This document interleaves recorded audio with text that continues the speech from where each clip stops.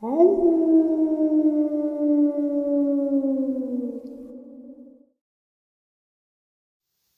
greetings and salutations, everyone. I hope everyone is doing well today.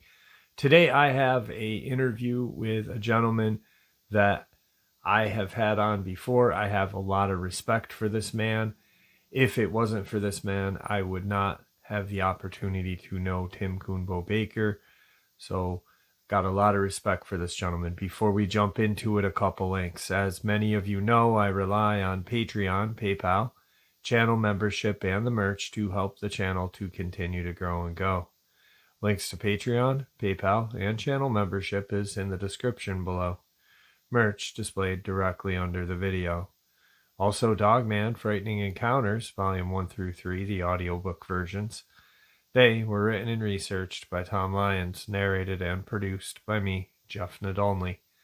Those audiobooks are available on Audible, Amazon, and iTunes, links to which are also in the description as well.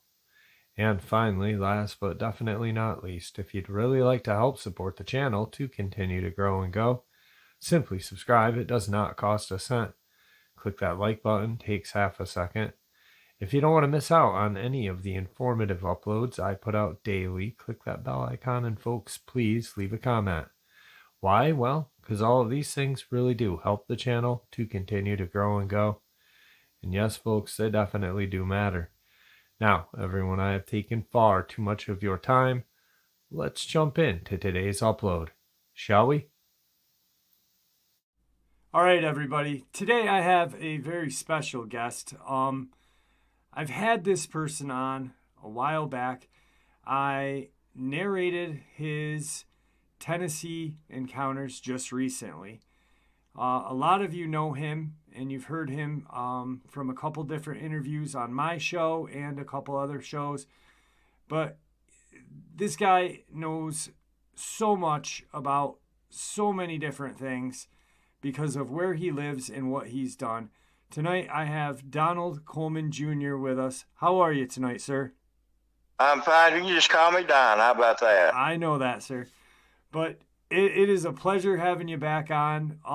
A lot of people haven't heard, I've got a lot of new subs, so they may have not heard what you've went through and what you've lived. So I kind of want to, just kind of go over a few things with you. And I know you've had, the last thing I kind of want to talk about is the Reptilian encounter that you've had.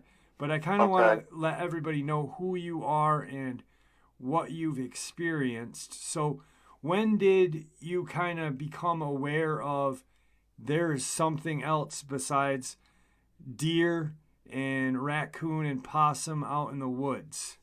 Well, I had an encounter way back in '81 when I was a police officer, and while I was on duty, and I first disclosed that on Oklahoma Dogman Sasquatch Oklahoma Encounters with Dr. Lance Hightower. When I was a police officer, I was on patrol one night, and I kept hearing large, like somebody was running a bush hog, and it was like, at first heard it, I went on duty at midnight, about 2 o'clock in the morning.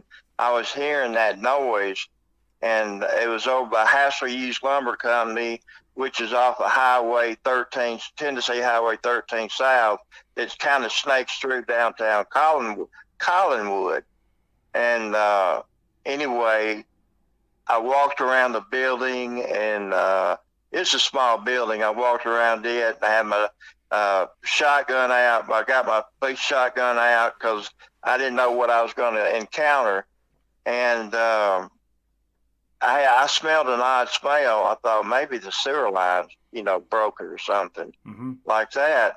It just alerted me to that area, and I shined my spotlight on the police car all around it, up in the trees a little bit. And so I said, well, maybe it's my imagination. And I went back on patrol, and I turned my patrol car. I was in town there's a water tower there, and there's a little park underneath it. And Hassel Hughes was like 100 yards from where I was sitting. So I turned my whole radio off and everything and just listened. And I could hear that brush popping again. You know, it sounded like an ice storm that's heavy laden on limbs, and it snaps, and it sounds like a shotgun going off. Okay. And so it alerted me back over there. I had actually gone back to HQ. I felt really sick into my stomach, and I went back to HQ and got some, you know, something, the Pepto-Bismol or something to calm us. I took about a 15-minute break, went back over there. It's about 3:30, something like that. And I said, I'm going to do something different. I'm going to park down the street. I think it was a gravel road then. It's paved now, but I think it was gravel. And I had on patent leather shoes, so, you know, they could hear me coming. You know, I really couldn't get a good sneak, so I went over to the ditch line that had a lot of Johnson grass in it, and it was up to my neck. I'm 6'5", and it's up to my neck, and I'm wading through it with the shotgun out. I clipped my 357, and I had my KL flashlight out, and I creeped up there, and I started shining my flashlight a little higher in the tree line, and I saw a pair of glowing red eyes looking down from me. But that really scared me right there. I didn't know what it was. And I saw a pair of glowing red eyes, and then I heard a guttural growl, and I thought, I shouldn't be afraid, but then I really it kind of hit my lower stomach, and you know, instantly it's like a dog, when a dog's scared, their hair goes up on the back of their neck, and it was kind of like that.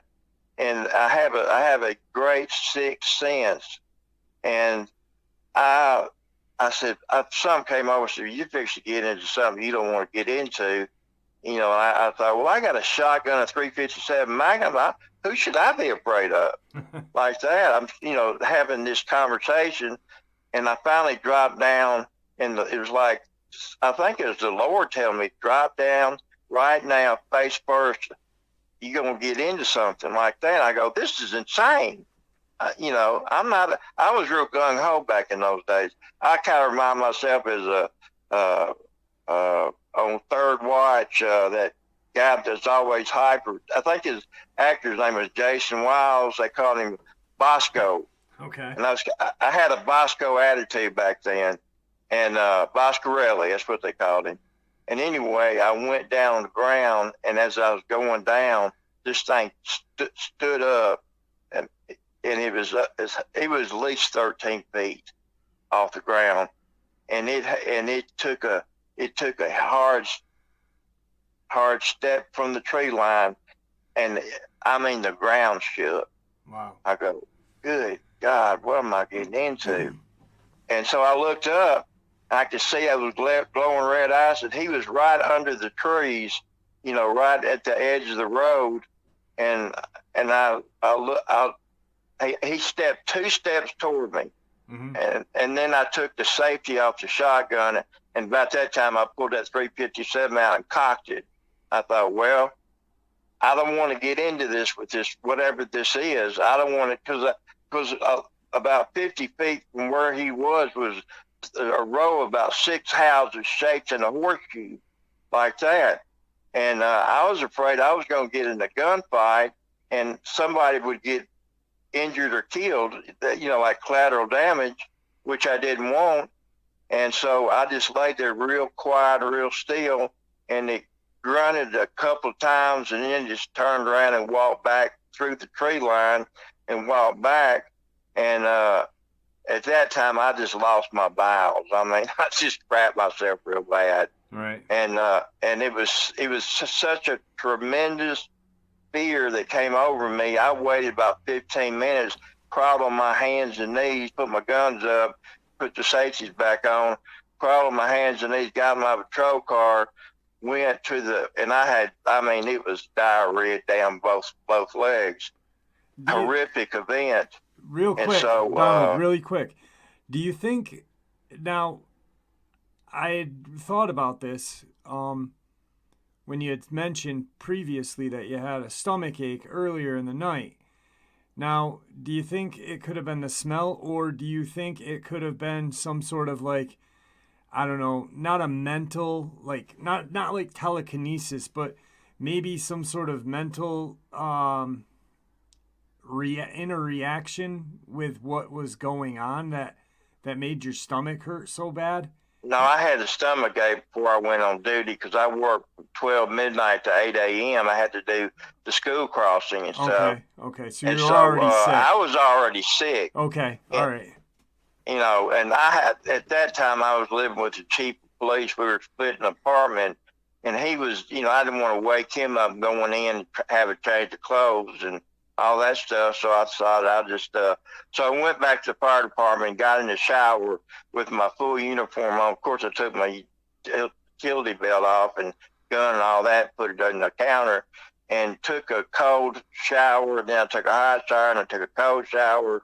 And then I took my strip down just about naked and just, soak my clothes in the shower to let the water run, clean the crap off my clothes. And then I went and I was real shaking real bad. And I went and got the fire department blanket off one of the fire trucks. Yeah. And I wrapped up turned the lights off into the fire hall. I had my KO with me and I laid down there, man. I lost it. I lost everything. I mean, not my bowels. I'm talking about emotional, mental breakdown. Yeah, just crying. And I cried it's like I got the worst beating ever, Yeah. And so I cleaned it up real good. I know how to get something dry. I use a lot of towels and all that stuff. And still was, of course, it was damp and cold. And I tried to clean up the patrol car as best I could. And then I went down to Melvin's. It's a restaurant on 13 South, just about a quarter of a mile down the road from where I was sitting at that water tower. And Melvin goes, "Oh, you look like hell, Mr. Melvin. I don't feel like talking right now. Just give me a cup of coffee so I, stay awake longer." And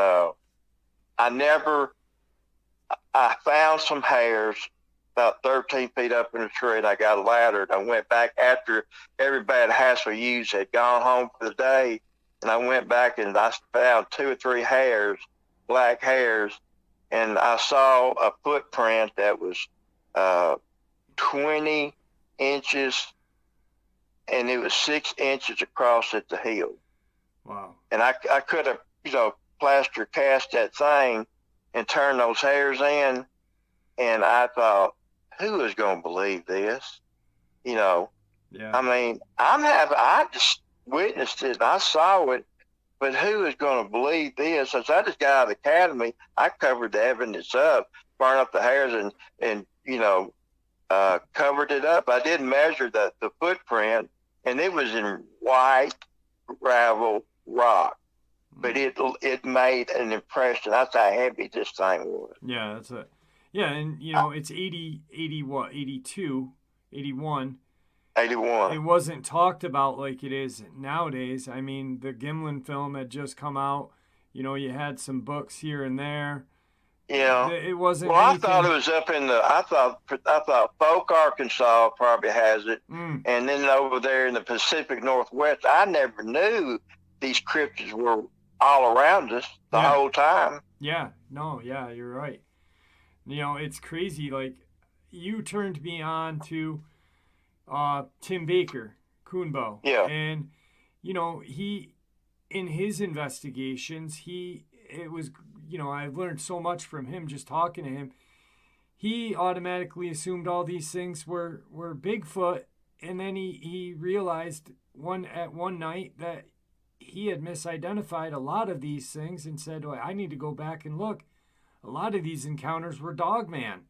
Yeah. And it's because it wasn't talked about so widely back then. I mean, we're at a great time in research because we have the internet. We have the capability of communicating with everybody and anybody nowadays. You know, it was hard back when you were starting out. You know.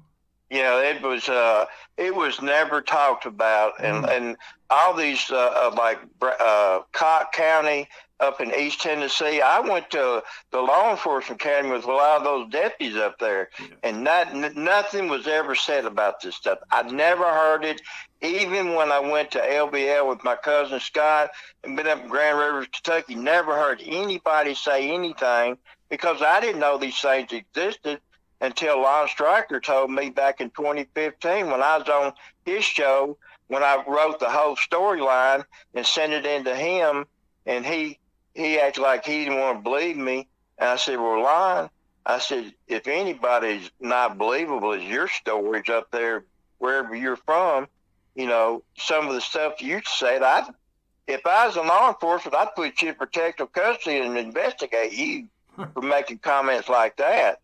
Right. You know, I said, I'm telling you the truth. And so he contacted somebody around Scott County, and he goes, he's telling the truth. Yeah. Look, speaking of which, you just mentioned Cott County. You're in Tennessee. What do you think about those two cases that happened up there? What's your opinion on that? The Amber Miller and the Tony Aarons case, same road, you know, roughly 2 months apart. How do you feel about that? Oh, it's Dogman. They're covering it up. Yeah. It's Dogman. I mean, what would tear somebody up like that? Yeah. And then sometimes, and a lot of times, excuse me, Jeffrey, a lot of times it's not what they're saying, it's what they're not saying. Yep. There's a key right there. What are they not saying? And of course, if we do have bears, we've got bears in Hardin County. I didn't know it until somebody caught it on the Facebook camera and filmed it up by Pickwick Dam. I didn't know that. But Tim Coonbo Baker told me, he said that's why they named it Bear Creek, because back when they were forming Pickwick Lake, there were bear back in there. Yeah. Tim's like an encyclopedia of knowledge on cryptids, man. Tim is like a PhD in cryptozoology. Yeah, he is a great guy. he knows things, and if he doesn't know things, he'll tell you he doesn't know. Yeah, no, he will. Now, you had, after that, what were you thinking? You kind of let it go until you had I got out of, I left Collinwood, and I thought I'd go back to restaurant hotel management. So I got a job at JP Fields. It was a 425 seat restaurant in Germantown, and I worked out there for about 6-7 months.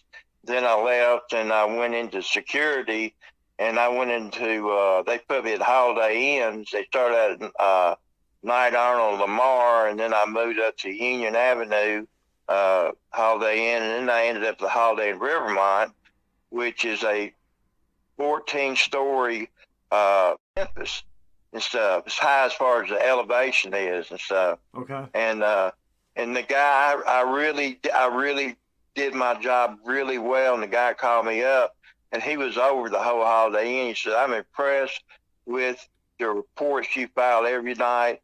I can tell you do your job. I said, oh, I'm going to do my job and everything. And he took me back in the kitchen. And, man, I'm talking about he had it was like a showroom of all the food they served there at the Holiday Inn. That's 8 or 9 stories there. You know, 14 stories. That's how many rooms they had. He says, I'll tell you what I'll do. You keep writing those reports. Anything you want to eat, you get it, you fix it, and you write it down, put it on mine, I cover it. Like that. I said, well, nobody's ever treated me that nice. Right. And so what I did is I went out and fed a bunch of my workers out in the guard shack and all that. I said, look, you do your job. You know, you need me for something. You have them pays me inside the the Rivermont. I come out here and help you.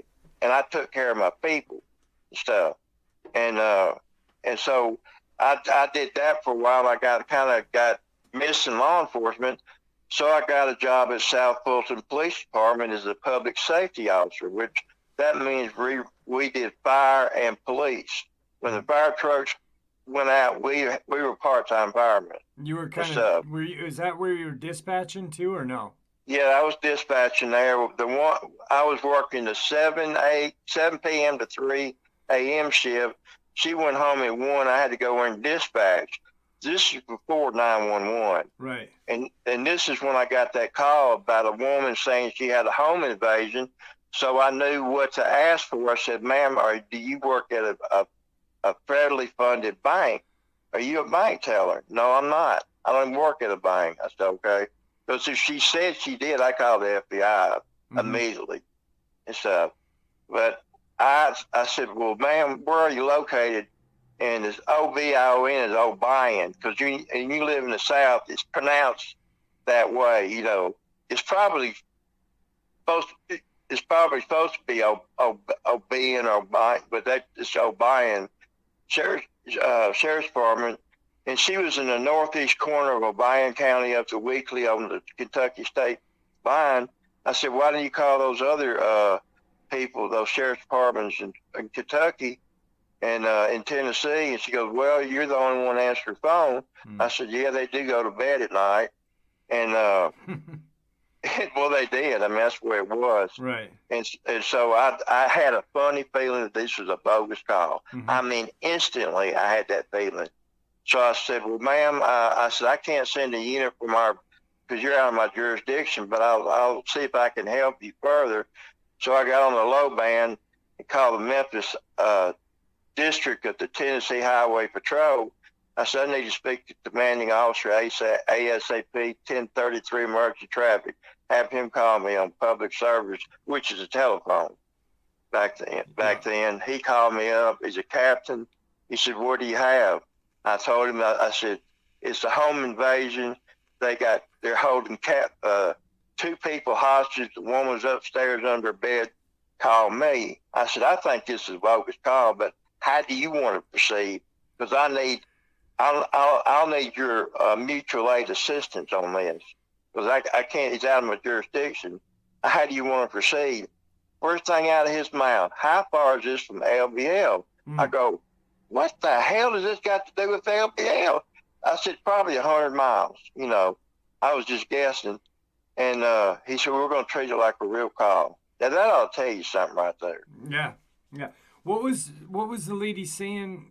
Did she say? She was saying that 2 guys broke into her home, and she was already going upstairs, and she ran on upstairs and slid under the bed, and they were holding her daughter and her boyfriend hostage. Okay. And so she started calling all these, and she called me, and I thought, and when she said that, I said, and she doesn't work for a bank, I thought, why would they be doing it at 1 o'clock in the morning, you know, in South Fulton, O'Brien County of all places? That don't make sense. Right. And stuff. So then, I felt like it was a bogus call, and it was. Right, but then the captain made that statement, and that was only 7-8 months after?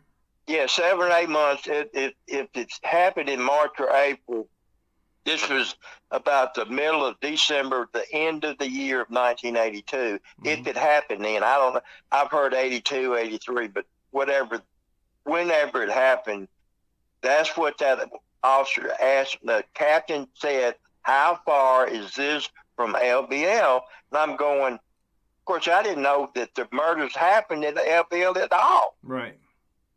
You know, and it's like, I remember things like that, you know, and I'm going, what are we talking about? You know, so he treated it, and we sent so many.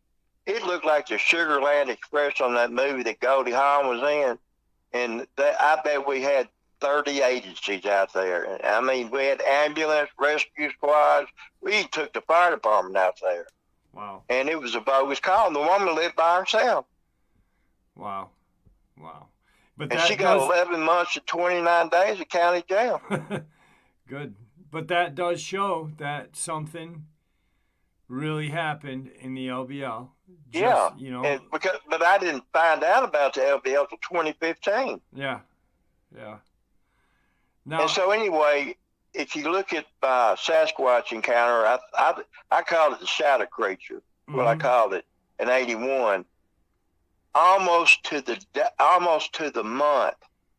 And in August of '91, I had my first Dogman encounter, all right, and that's when it ran across the road from Harpinsville Road across State Highway 35 in Mississippi, around Scott and Lee County, and it ran across the road, heading actually toward where my park is. And that thing was 8 feet on all fours. It had a hyena head and a lion's mane, but the markings didn't add up. And that's what confused me there. And of course, the other show was saying I didn't believe you at first, but then he remembered a story a state trooper said the same thing. hmm.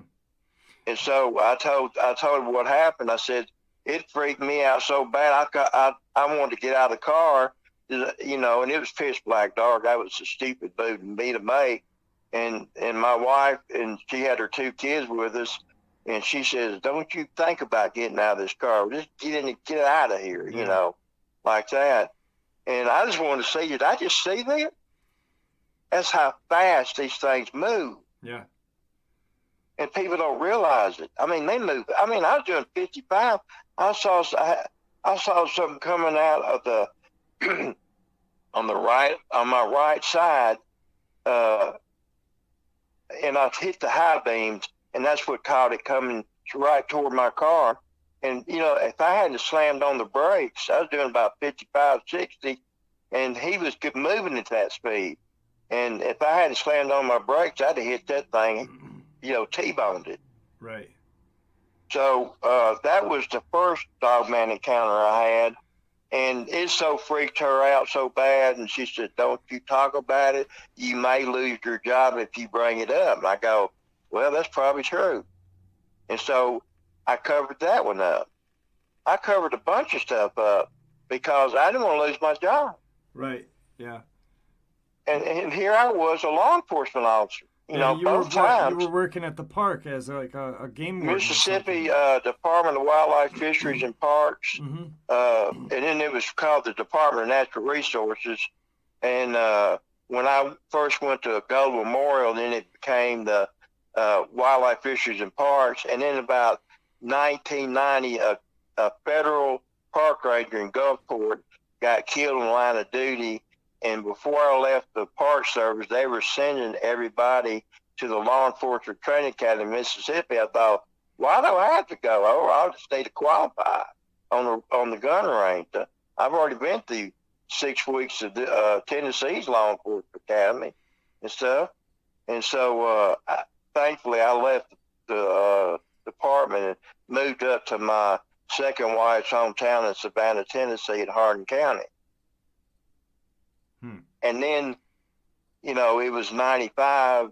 I had my 72 Cutlass. Mom and Dad and I were driving down the Iuka from Pickwick. Is about 20 miles, something like that, 22 miles.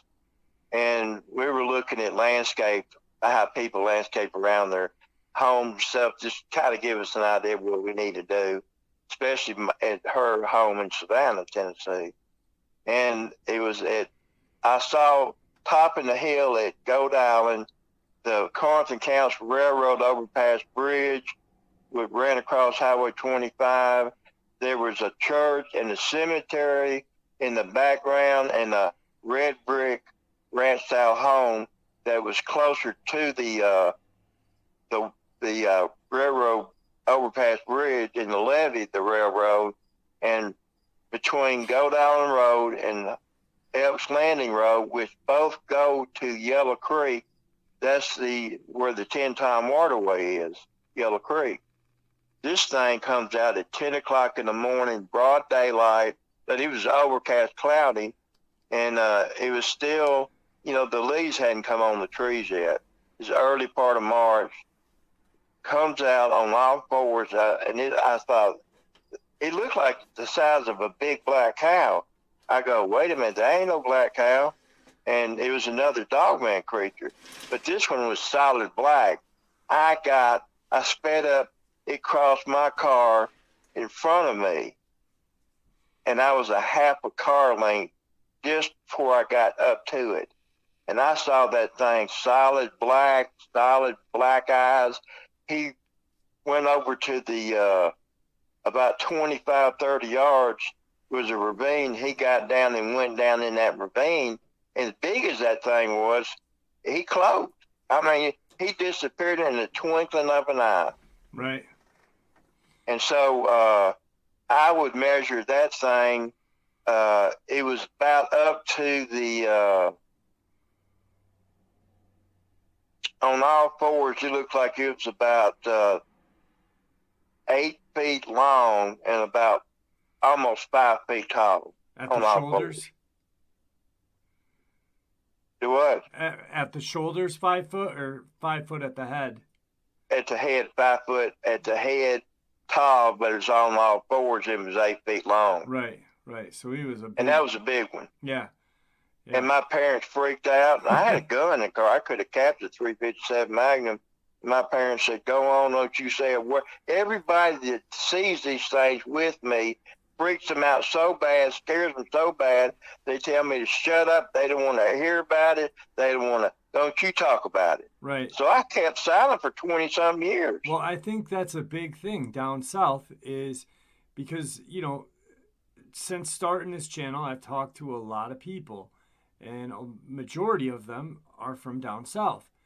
And, you know, they see them, and they see them a lot down there, but they just shut up. And they don't talk about them. No, because they're well, first of all, who's going to believe them? Right. Maybe at the privacy of the dinner table or something, you know, or whatever. I don't think it's that. I think that people are so scared, Jeffrey, that they just, it's like you're scared silent. Yeah. And people are seeing more of these things down there. I had somebody, 40-year researcher, called me up, came from Lon Stryker's group, and, you know, he was telling me some things about the Waterway. Mm-hmm. I said, he worked on the Waterway when it was being developed, 74 to 85.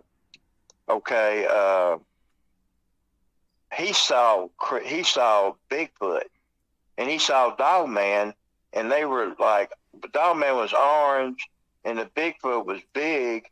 He went camping down there in one of the camping grounds they built on Bay Springs Lake. That's the first lake as you leave Pickford. You got to go down a 33-mile divide cut. There's a campground. I actually camped, you know, years later at the camp there, but he hoisted, he cooked several pork Boston butts, put them in coolers and put them up on about 10 or 12 feet off the ground. And he knew that the Bigfoot were in there, I thought. So he was telling me the story. He said he was sleeping in a tent. I go, why in the world would you sleep in a tent knowing these things are down there? You like Tim Quimbo Baker, you ain't scared of nothing. Right. And so he told me, he says he heard a commotion, and they broke open the two boxes and got those two Boston butt smoked shoulders out and took off with them. And when he woke up the next morning, he saw a brim of pine cone where it's like Bigfoot saying thank you for the meal. You know, like a pine cone, the seashell, you know, like mussel shell, like a little gift. A brim. Yeah. That's the way Bigfoot shows their, you know, thankful, you know, the gratitude that you fed them. Yeah. Now, that Waterway there, I remember you telling me a story a while ago about a helicopter crashing or something. Was that at that Waterway too? Or no, that was actually if you look on WHNT TV out of Huntsville, Alabama, the story's on there about the helicopter that guy was flying over, I guess, checking transmission lines that would, you know, cross the river and stuff. And so he got disabled, and he went across the the Natchez Trace Bridge, and he went across on the Culver County, Alabama side. And I remember Coombo was telling me about there's Bigfoot all up and down the waterway through there. Yeah. That's not far from where he lives. No. Around Sheffield, Alabama. He lives out from Sheffield, but it's not that far from where Sheffield. And the guy radioed, and he said he had to emergency land a helicopter, and they said, don't move, do not get back in that helicopter, and don't move from that area. I'm thinking a Bigfoot came out and he saw it. He got back in that helicopter and tried to fly it over across to the Lauderdale County, Alabama side, and crashed 50 feet before the shoreline, and bass fishermen saw it go down, and he had a panic look, and it happened so quick that you don't know to react, to drive over there and try to save his life. It's like, I can't believe this happened. Mm-hmm. Like, I can't believe I saw a Bigfoot. Right. Like, it freaks people out, and there's two bass fishermen, time they got started, but the helicopter had already sank, and it was, I think he sank in 50-foot deep water, which he was still in the river channel, and it took once they got there, the bass fishermen called the sheriff's department in Florence, and they related to the Carver County people, which I think is Muscle Shoals area. Okay. And so they finally got some help out there, and it took maybe about 2 or 3 days to find the helicopter. It took 10 days to recover the body. And it had floated almost toward Waterloo, Alabama. Wow. And that's about 5 river miles north of there. Yeah, there's definitely squatch out that way. Yeah, and Tim Coombo told me personally on the phone that he was out bass fishing in Bear Creek, and that's right across from Waterloo, and it was broad daylight, and the sun was out, and here comes a Bigfoot coming right out of the woods and strolling down the beach like he owned the place. Yeah.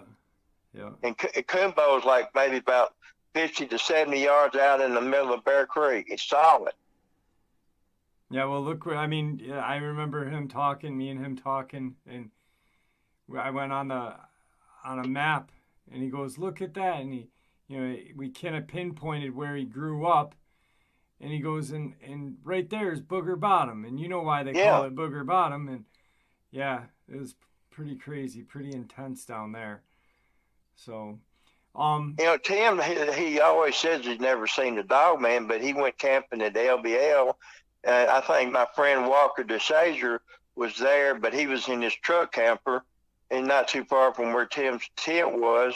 And the guy was sitting around the fire, and Tim, dog, he has German Shepherds, and he was on his cot pad where the dog freaked out and tried to go up under Tim's cot and bumped Tim awake. And it's like 3:30 in the morning, and his dog was freaking out, Yeah. And Tim didn't know what was going on. The guy at the fire saw it, and he just froze right where he was. And the Dogman was 6 foot behind Tim Baker's tent. Yeah. I said, Tim, get you a tank. Don't sleep in no tent. Yeah, I heard that story too. Yeah. Yep.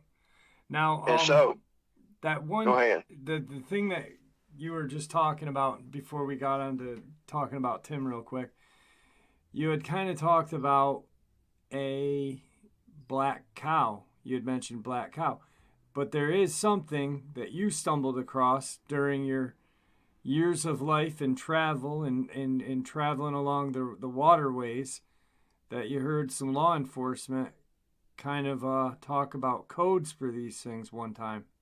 Yeah, I was at L.B.L. at Lake Barkley State Resort Park with Scott. We boated up, and I'm thinking it was 2010. I'm thinking that's when it was, 09 or 10. And so we had pulled up at the marina, this big old 6'6" game warden, Kentucky State game warden came over there and, sniffing around the boat. He said, "What are y'all doing up here?" I thought, "We're just out here sightseeing, looking at different terrain and eagles and all that stuff." And he looked, "Well, how come you ain't got no fishing gear?" I said, "Like I told you, we're up here looking for eagles. We're not fishermen." And he kind of looked around the boat. I said, "Well, look, just go ahead and look the boat over." So he got in and looked around and couldn't find any contraband with marijuana and what he's looking for, or hard liquor. And I said, "Well, I told you we don't do that." And he looked at me, he goes, "Is that your boyfriend?" I said, "No, that's my cousin." And he made me mad. I thought, "All right, you butthead." Right. And so Scott and I went up there and got a room. And so I was sitting in there. Scott was talking to his girlfriend. So I saw them sitting at a round table. I went over there and sat directly behind that big old state park ranger, wildlife officer. And he looked at me. I said, "Well, he had to talk to his girlfriend. He had to have some privacy." So I was drinking some coffee, and I leaned in as he was leaning up toward the table, and they were talking about Dogman and Bigfoot, but they were calling it Black Cow, which would be Sasquatch, and Black Dog is Dogman. Mm. And they were using those code names, and they were saying that when you get called out, a radio patrol call from the like sheriff's department or whatever, whoever dispatched your calls to you, they'll always say Black Cow or Black Dog. That way you know how to be on high alert and call for backup. And so that's what they would call them. And I found out in Tennessee circles about some law enforcement officers I went to academy with at Donaldson in '81 that they investigated a call at Fort Pella State Park Campground, which is on the Mississippi River bluff overlooking the Mississippi River bottoms. And these two bicyclists were bicycling from like New Orleans all the way up to Minnesota. And they were coming out of Memphis and got held up. And they should have stayed at Mean and Shelby Forest State Park, but they went ahead and pressed it, and they got to Fort Pella, right as it got dark, set up their tents, and they were the only ones down on that end. They were like on the end. There's other campers up toward the front of the park. And apparently 2 dogmen came up, grabbed them and pulled them out of their tent and just, slaughtered them right there, tore them up real bad. And so the people were walking, came up on the tent and ran down there and called the park ranger, and they got up there, and then I think the Highway Patrol and the Sheriff's Department, Lauderdale County, Tennessee Sheriff's Department was up there, and they said Black Dog tore them up. Mm. Which they were mean dog men, but they said a pack of wild dogs came up there. Tore them up, tore the tent up. Pulled them out of the tent and just ripped them up. Yeah. And so, there's things that's saying there's a lot of things that are going on is what's not being said. Like the Cott County people that got tore up. Yeah. All right. They're saying probably cougar, mountain lion, panther, bear, or something. Well, they blamed a guy and his dogs on that. Yeah. And the 3 dogs that were found by Amber Miller were licking her, which dogs do when you're bleeding. They weren't dangerous, and a good Samaritan was able to get Amber Miller or the dogs away and not get bit. So none of it makes sense there. They've got they just want to keep it hush hush and quiet for some reason, and it makes no sense to me. It's more I think it's more dangerous keeping the secret than letting the public know. You know, they treat us like we're kids, for gosh sakes. Well, there's a deal up in Monroe County, Kentucky, which is just to the northeast of Nashville, Tennessee. And the sheriff's department went out there and they tore up. They didn't really tear them up. They just removed the heart, and they scratched them around the neck, and they bled to death a donkey and some other farm livestock. Yeah. And the sheriff's department goes, and so the DNR, Kentucky DNR came out, and then the wildlife officer came out and said that was probably done by cougar or mountain lion or whatever. And the sheriff said, I ain't having no part of this. So he found somebody that knew about the black dog, black bear, and what it meant. And so he wouldn't have anything. He was leaning toward the black dog, but really the Dogman, what he was leaning toward. Mm-hmm. But the DNR shut him down. He said, you cannot talk about these things being Dogman or walking wolves or any of that stuff. You got to go by our codes and what we use. You do not discuss this in public. This is something we have to hide under these code names. Right. And so they shut him down. Yeah. He said, we can have you removed from office if you keep this up. And so they shut the man down, but he wasn't buying it. Yeah. Yeah. But crazy. it's stuff is going on and has gone on for such a long time, but it's being blamed on other creatures that are doing the killing when we know it's not. Yeah. Yeah. Exactly. And there's stuff that goes around Pickwick Lake. I mean, I was driving. One of the things I used to do is drive around just look at the lay of the land and, see what's going on. I guess by old patrolman days, I kind of started doing that again. I saw a guy cutting hay.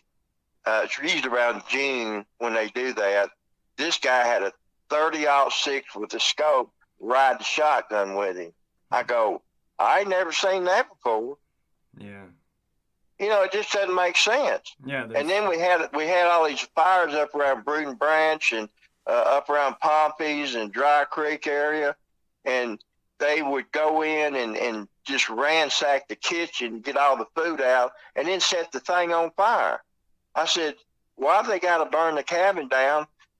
Just take the food and go. And of course that didn't make sense because that Dogman, they'll tear up a inside of your home and stuff. Yeah, but how are they going to set the fire? Well, they can scratch the wires and stuff. Yeah, that's true. That's true. Unless the police were doing that to cover it up too, Well, you never know about that. You think the insurance company goes in and sees all these gash marks and stuff. How are we going to explain this? Well, that's true. Quit. That's true.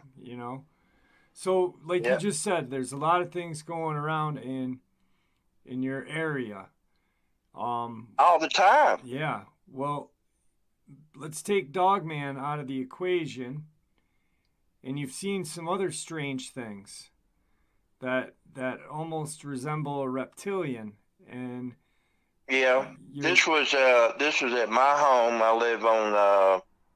live in North Wind Springs. I'm not going to tell you the street I live on, but that's all right. Anyway, it's between it's between Pawnee Cove, Dockside Cove Road, and Windy Pine. Having our house redone after my parents' mother had passed away and Dad was in a nursing home still alive, and this was 2017 into 2018, and this was in August or early part of September. And the reason I can tell you that is because the oak leaf hydrangeas, when they're really pretty in May and June, but you get on into August and September, usually have a drought problem and the heat's real bad, and they'll turn a kind of a faded green and a yellow color to it. I was sitting there in the guard room on a futon bed, just listening to encounter shows, probably yours too. And anyway, I saw something coming out of Dockside Cove Road, and it was coming toward the carport. I happened to look up just as it was between the carport and the big pine tree where the oak leaf hydrangeas are real thick in there. And the color on that matched the hydrangeas, a yellowish green. And I had perfect shot. I was about 15 feet off the ground, and I had a perfect line of sight, which is about 25 or 30 feet from this thing. And it was the size of that 2014 Nissan Sentra four-door I have, but it was crouched down real low, so it only came up to maybe where the door and the window met. And it was all crouched down, and the skin it looked like the embedded beads on a Spalding basketball. Okay. And it saw a car go by, and it crouched down, and it went behind that pine tree, and I had a good shot then. And then as soon as the pine tree lit, it took off, but it stayed down low on all fours, running like a lizard. And at first I thought it was a Dogman, and I go, that's no Dogman. Right. You know, and it now that I think about it, it looked more reptilian. And there's one thing I made a search on all the rivers in Tennessee, in the Tennessee River, and the Cumberland River, and the Forked Deer River, and the Obion River, and the Loosahatchee and the Hatchie are 12,000 years old. Now, it makes you wonder what's really in those rivers. Yeah. And, you know, when I went down to the 10-time Waterway, we went all the way down I got down almost to the last lock and dam, and the lock operator would let us through, maybe going to make us wait about 10 hours. And so we were coming back up to Demopolis yacht basin, and we saw these two guys. They were stranded out in the middle, so we hauled them back to the boat ramp. And I asked him, I said, how far is this from Mobile? And he said, about 30 miles. And I said, are there any sharks in here? He goes, oh, man, there's like 9 and 10-foot bull sharks. Don't get in this water like that. Because I had a feeling there were. Okay, now the waterway's been open since June of 85, and this is 37 years later. If a lock swings open and a boat goes in, no matter the size, how come a bull shark couldn't go in there with them? And then when the lock swings open, as you step it up toward Lake Pickwick, at the end, a bull shark can go up through there. Yeah. They Yeah. just follow its way. I mean, they're and not dumb. if you look on YouTube, it's got Cole Walker, Cole Walker, bull shark, Pickwick Lake, and he's got on a pink golf shirt, and he's giving us talk about bull sharks. He said he encountered across from Pickwick State Park, and the deepest area of Pickwick Lake is right in there at 148 feet deep. And that's just about half a fourth of a mile past, before you get to Pickwick Dam, where the turbines are. And he said he saw a 9-foot bull shark, and it hit his boat, like rammed it and hit it a couple of times, and he got his boat and took off. I think it was his uncle or somebody. And then they got off the water, and he was giving a presentation at like, I think, one of the restaurants around here. And in the audience was about 2 dentists in there. So I asked him, I said, was he telling the truth about that bull shark? He goes, well, he appeared that he was. And I got to thinking, what else is around here? Yeah. How long has Dogman actually been here? For a long time, I'm afraid. A very long time. I think these Dogman and Bigfoot creatures have been in these. All right, L.B.L was made into a national park a federal funded park in 1963. Yep. I think they were there all along, and the only way they could get them to get people out of the area were to move them out and make that a federally funded park. I remember that was about first grade. I remember them taking people out like Golden Pond, Kentucky, and just little small areas where people lived and stuff, and making that a federal park. And I got to looking at that. That struck an oddity in me. So when I looked down at Harpinsville Road, there's a place called Bentonville National Forest, and the Mississippi Bigfoot Club goes down there, and then there's a guy named Don Peak, wildlife deal. He's on Facebook. That's somebody I wish you'd get on your show, is Don Peak. I don't know how to. I'll try to send him an email to get him to call you or email you, and I'll send him that information. All right. But yeah, if you do that, I appreciate that. He goes up to the L.B.L. and all that. He called a Dogman, and I said, "Well, all right, let me ask you a question. Now, this looks like the Anubis Dogman. Okay. I mean, you can see him plain as day." And I said, "How far away were you when you took that Dogman shot?" And he said, "About 300 yards." I said, "That's still pretty close." And he was kind of hung over a log, had them big pointed ears looking directly at him, and there was like a little creek or branch or something between them. And I think that was up at L.B.L. Yeah, if you don't mind, do that for me. I'd appreciate that. Yeah, I like to hear and he's shown me some Dogman sightings, and he's real big into cryptids, and he goes and finds these, and he counts in a 10. I go, "You must have like Kumbo, y'all must be Superman, Yeah. Sleeping in tents and during these Dogman and Sasquatch." And I asked him, I said, "You reckon Dogman smells your campfire and your coffee cooking and stuff?" He goes, "Yeah, I'm sure he does." Yeah. That's So crazy. there's stuff that's going on that has been going on that we don't really know how long this has been going on. No, And, I think you hit the nail on the head when you said the rivers in that area, 12,000 years old. 12,000 years old.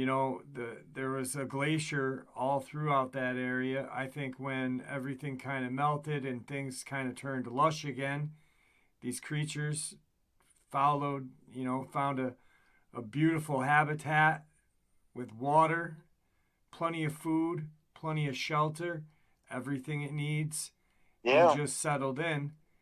And unfortunately, the people are so scared and so afraid that they don't want to get ridiculed, first of all, by seeming crazy that they seen these things. And I'm sure that you have, if you're going to work on a federally funded program like building lakes and dams, railroads, the Natural Trace Parkway, anything like that, the military parks and stuff, you have to probably sign a disclosure. Whatever you see, you leave you tell us, and we'll tell you what to do with it. Yeah, I'm pretty sure. More than likely, you'd have to, any kind of thing like that. Yeah. Yeah, so I'm sure they have to sign you can't go tell what you saw on these federally funded lands. Yeah. Kind of like Vegas, what happens here stays here. That's right. And so I think a lot of things have gone unreported or have been reported but are not being told correctly.